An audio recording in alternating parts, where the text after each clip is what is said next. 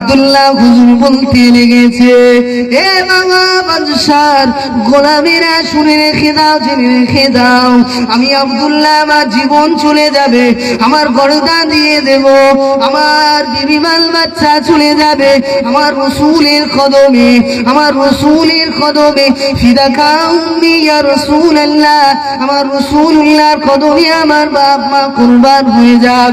এ যুবকেরা এমন করে হুজুর বলতে লেগেছে, আগে যা বলেছি এখন যা বলতেছি এর থেকে আর কোনো পাল্টা হবে না।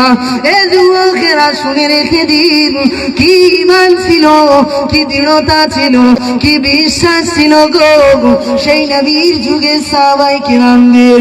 রাসূলের আখলাক, আমার রাসূলের চরিত্র, আমার রাসূলের ব্যবহার দেখে সাহাবারা মুগ্ধ হয়ে যেত।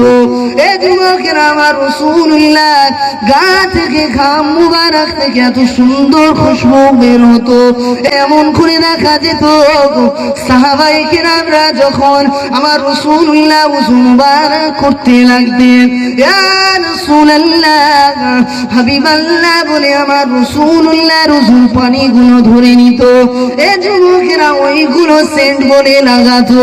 এমন করে আমার রাসূলুল্লাহ শানমার মর্যাদা আল্লাহ পাক এতটা বাড়িয়ে দিয়েছে গো, যে নবীকেরা সৃষ্টি করলেন এক কথায় আল্লাহ পাক দুনিয়ার জমিনও সৃষ্টি করতেন না।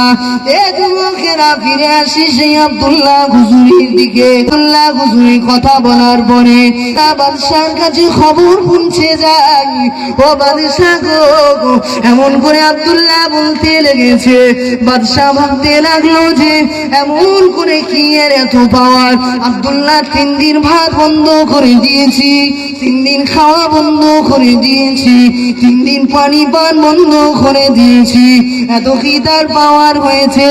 এ যুবকেরা তার পাওয়ার দেখে ওই বাদশাও ফিদা হয়ে গেছে। এমন করে বাদশা পারেনি গো, বাদশা ইরানের জমিনে খুঁজতে বলেছে, ইরানের জমিনে সব থেকে সুন্দরী মহিলাকে খুঁজো। এ যুবকেরা বাদশার অর্ডারে এমন করে খুঁজতে লেগেছে ইরানের জমিনে। এমন করে দেখা গেল গো, এমন করে একজন মহিলা, সব থেকে সৌন্দর্য মহিলা, ইরানের জমিনের সবচেয়ে সুন্দর মহিলাকে ধরে আনা হলো। এ যুবকেরা বাদশার সামনে দাঁড় করানো হলো। বাদশাহ অর্ডার দিয়ে দিল, ও বাবা মেয়ে, ও বাবা রমণী, শুনে রেখে দিন, জেনে রেখে দিন, জেলখানার ভিতরে একজন ছেলে আছে, নাম তার আব্দুল্লাহ। 3 দিন খাওয়া দিইনি, 3 দিন ভাত দিইনি, 3 দিন পানি দিইনি। সেই ব্যক্তিটাকে তুমি নিজের লিঙ্গ দিয়ে তুমি তাকে সংগ্রাম করাবে, জেনা করাবে, পুকুরের গোস্ত তাকে পান করাবে। এ যুবকেরা এমন করে যখন বাদশার অর্ডার হয়ে গেল গো, নারীটা বলতে লেগেছে, এ তো আমার কাছে কোনো ব্যাপার নয় গো, আমাকে দেখে এমনি অনেক লোক ফিদা হয়ে যায়। এ যুবকেরা সুন্দর মহিলা, দেখতে সুন্দর, এমন করে হুজুর অর্ডার দিয়ে দিল মদিনার জমিন থেকে ওই জায়গাতে পৌঁছেছিল।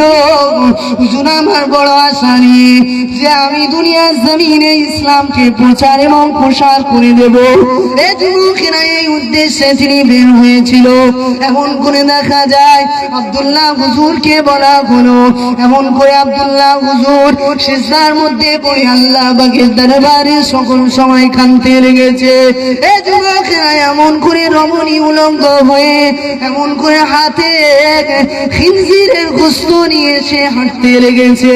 ও দরজা যখন জেলে বন্দি সাহাবার দরজা যখন খুলে দিল, এমন করে দেখা যায় আব্দুল্লাহ হুজুর সিজদার মধ্যে পড়ে আছে।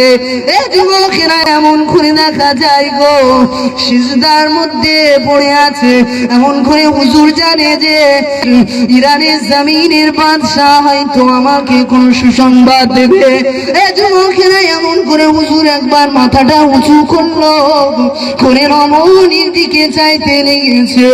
এ যুবকেরা চেয়ে দেখতে লেগেছে যে ওই রমণী উলঙ্গ অবস্থায় আমার দিকে আসছে। হুজুর সিজদায় আবার উঠিয়ে পড়লো।